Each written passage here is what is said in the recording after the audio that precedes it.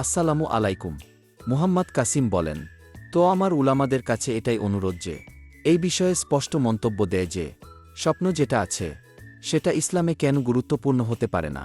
তো এমনটা না হয় যে আল্লাহ তার রহমতে যখন এই স্বপ্ন সত্যি করে দেখাবে, তো এই যে অন্য মুসলমান আছে, বিশেষ করে যারা আপনাদেরকে ফলো করে, তো পরে তারা আপনাদের এটা বলে বেড়াবে যে আপনারা তো বলতেন যে এই স্বপ্নের গুরুত্ব হয় না।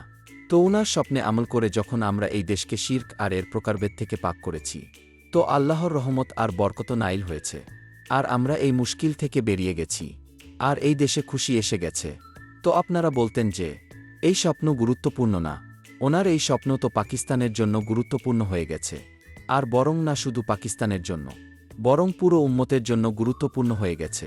পুরো দুনিয়ার উম্মতের কাছে এই বার্তা গিয়েছে যে যদি আপনি এই অন্ধকার থেকে বাইরে বের হতে চান, তো আপনিও নিজেকে নিজে শিরক আর এর প্রকারভেদ থেকে বাঁচান, তো আপনিও একইভাবে খুশি হয়ে যাবেন যে যেভাবে আজ পাকিস্তানের লোকেরা আছে। বিস্তারিত জানতে মুহাম্মদ কাসিম।